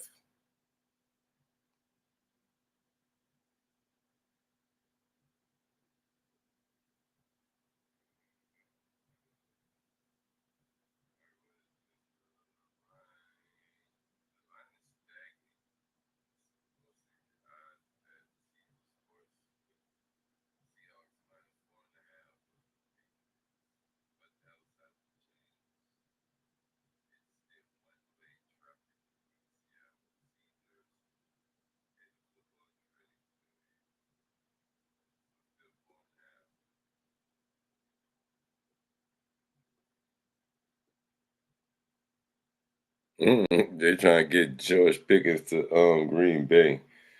Oh no, bruh. No.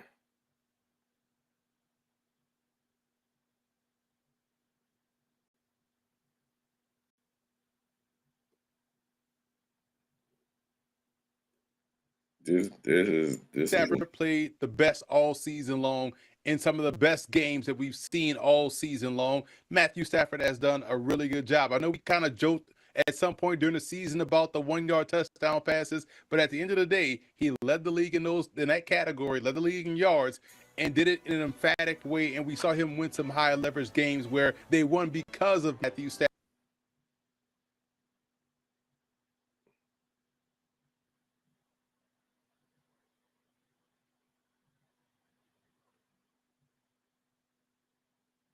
Kind of for me, my mom, my dad, my sister, the support you guys showed me growing up, taking me to the park, the endless hours and time that you spent helping me chase my dream means the world to me. It's the reason I'm standing here today.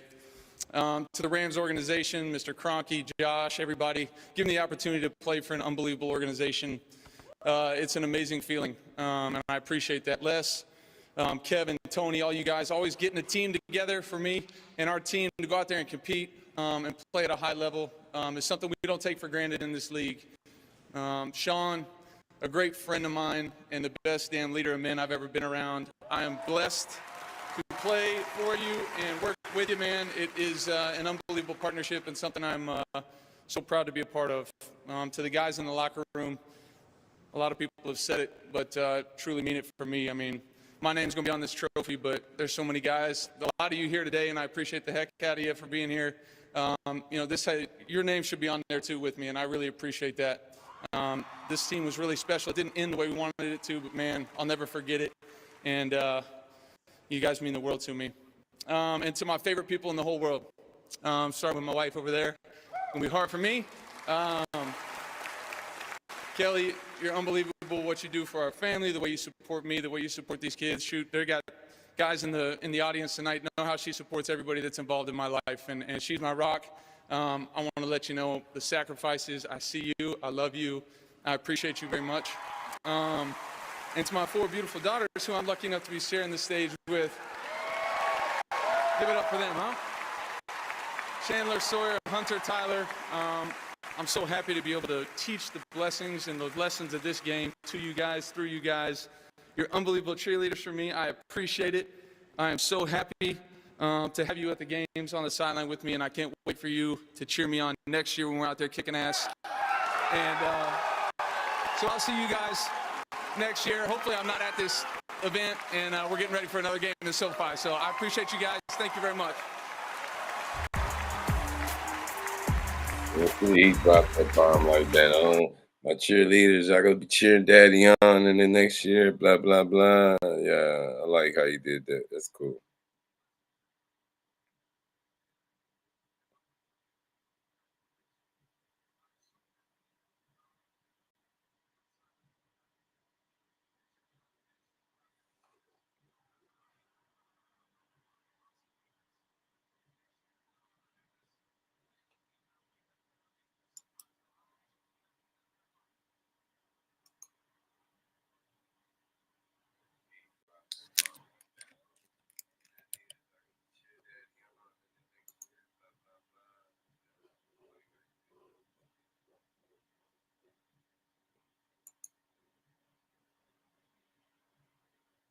Yeah. Yeah, we're gonna call that one early. Tomorrow is what we got tomorrow. Tomorrow, Friday. What we got Friday? Let's see.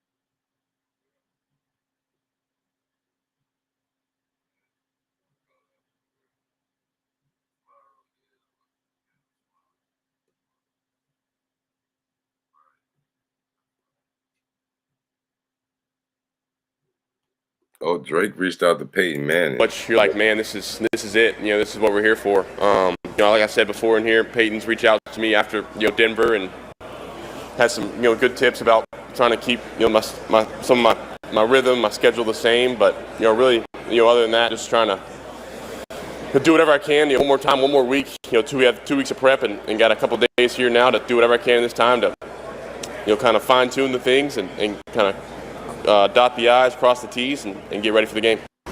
Yeah, I think Coach McDaniels has probably been the best with experience in that. Coaching so many quarterbacks, really just one quarterback in this game for so long, and just knowing the emotions of even just running out there the first time and how much how cool the moment is, but at the same time how much you're like, man, this is it. This is what we're here for. Like I said before in here, Peyton's reached out to me after Denver and has some good tips about trying to keep some of my rhythm, my schedule the same. But really other than that, just trying to do whatever I can, one more time, one more week, we have 2 weeks of prep and got a couple days here now to do whatever I can this time to, kind of fine tune the things and kind of dot the I's, cross the T's and get ready for the game.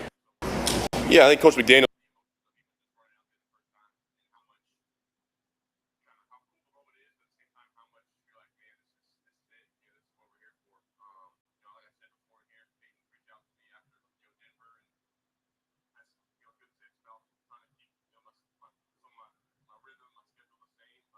Is a value-based voter and not a counting stats-based voter. If you give Drake Maye the votes that Josh Allen and Justin Herbert got, he is the MVP. Those guys, those voters, cost Drake Maye the MVP. We're voting based on value. I think it's safe to assume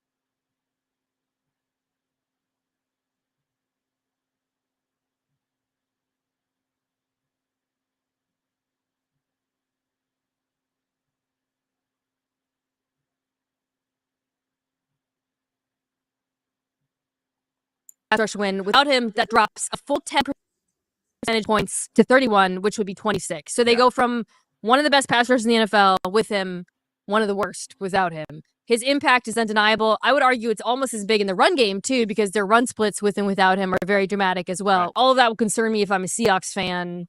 But here's the thing I want to throw out. It's 1st and 10. Seattle has 2 tight ends on the field. Condensed formation. If you're New England, what are you doing in this situation? Is he under center? He's under center. I'm blitzing it. And when you look at some of Sam's worst games against the Panthers, against the Vikings, even that Cam Kinchin sack that the Rams had in the conference round. They got him twice DBs, I think, in that game. When you condense the formation, you go under center. You're allowing me to bring corners and safeties closer to the core of the formation, closer to the ball. And now I can send those players easily. It's harder to disguise when those players rush against spread formations. So I'm blitzing ever living daylights out of condensed in the hope that I can get you out of it, knowing that I will take some negatives, knowing that I'm going to, you're going to get JSN on a crosser and it's going to go for 17 yards. Buddy, you were going to do that anyway. Kenneth Walker's going to pop a 15-yard run. Buddy, you were going to do that anyway. Every so often, I get an 8-yard sack, and now I'm on the 4-foot.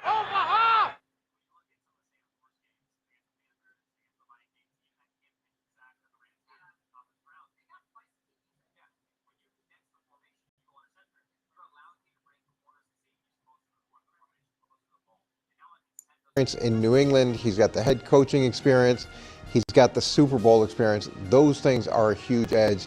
And then when you factor in Josh McDaniels, this is his 9th Super Bowl. He's played over half of a season. He's coached over half of a season worth of Super Bowls. And that being able to bring that Super Bowl experience through the preparation, through the pregame, through the halftime, all those things, it seems like a little thing. But that experience, it can be a big thing because there's so many distractions leading up to the game. I think McDonald would be my vote for Coach of the Year. Kubiak just got a head coaching job, but you can't argue against that experience point. The depth on New England's coaching is ridiculous, and Vrabel in-game has been special, no doubt. All right, who's got the coaching advantage? Both head coaches finalists for Coach of the Year tonight. Yeah, to me, it's New England. You've got Vrabel. He's got the playing experience. He's got the experience in New England. He's got the head coaching experience. He's got the Super Bowl experience. Those things are a huge edge. And then when you factor in Josh McDaniels, this is his 9th Super Bowl. He's played over half of a season. He's coached over half of a season worth of Super Bowls. And that being able to bring that Super Bowl experience through the preparation, through the pregame, through the halftime, all those things, it seems like a little thing, but that experience, it can be a big thing because there's so many distractions leading up to the game. I think McDonald would be my vote for Coach of the Year. Kubiak just got a head coaching job, but you can't argue against that experience point. The depth on New England's coaching is ridiculous, and Vrabel in-game has been special, no doubt. All right, who's got the coaching advantage? Both head coaches finalists for Coach of the Year tonight. Yeah, to me, it's New England. You've got Vrabel. He's got the playing experience. He's got the experience in New England. He's got the head coaching experience.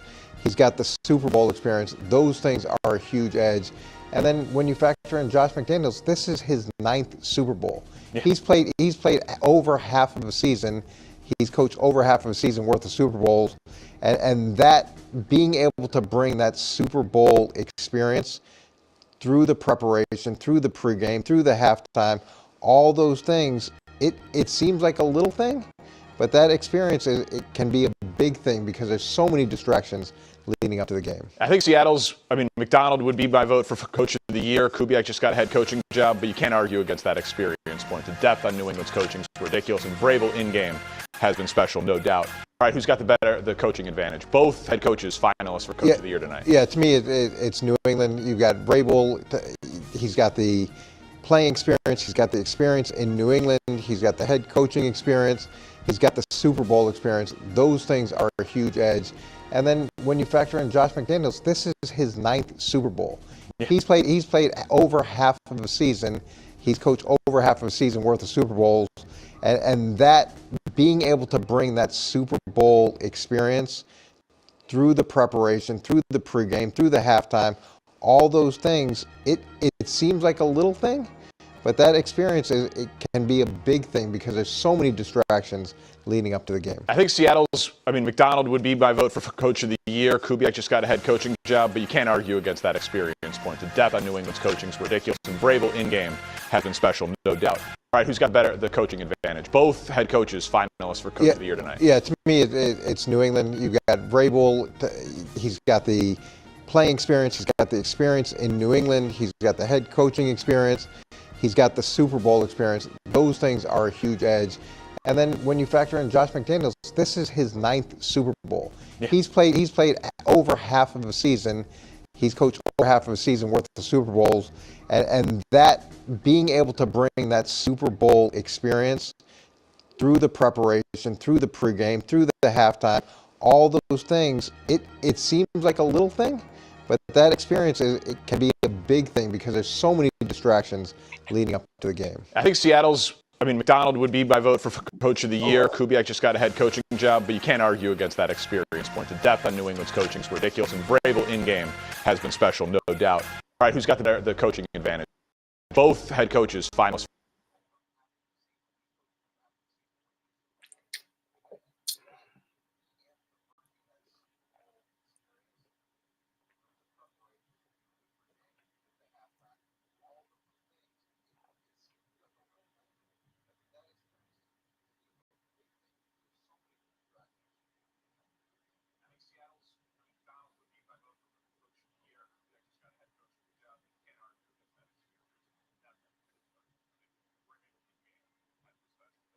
weeks, but there are matchups in this game and ways that can play out where whether Milton Williams and Christian Barmore can create pressure in the middle of the pocket, whether some of these disguises that we see from Zach Kerr and this defense can confuse Sam Darnold. We've watched Marcus Jones, we've seen Carlton Davis, Christian Gonzalez, Woodson, Hawkins all make plays in this playoffs. And the way that this defense has stood up in the red zone, which is huge when you're playing a team like Seattle that has so many options to move the football 20-20.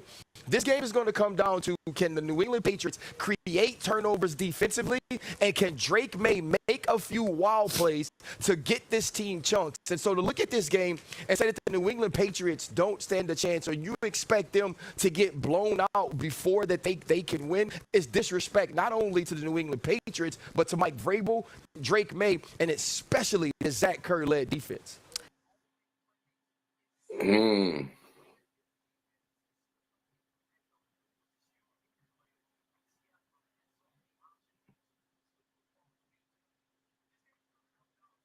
Well, for me, I think we got to stop talking about the New England Patriots like they're Rocky Balboa and the Seattle Seahawks are Ivan Drago. Like, this is the Super Bowl. The New England Patriots are an extremely productive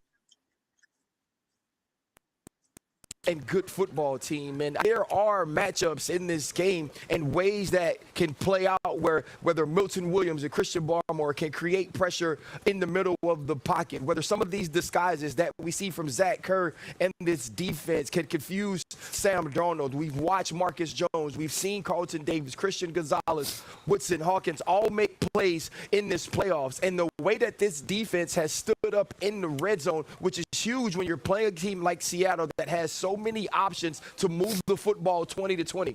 This game is going to come down to, can the New England Patriots create turnovers defensively, and can Drake Maye make a few wild plays to get this team chunks? And so to look at this game and say that the New England Patriots don't stand a chance, or you expect them to get blown out before that they can win, is disrespect not only to the New England Patriots, but to Mike Vrabel, Drake Maye, and especially this Zach Kerr-led defense. That part right there.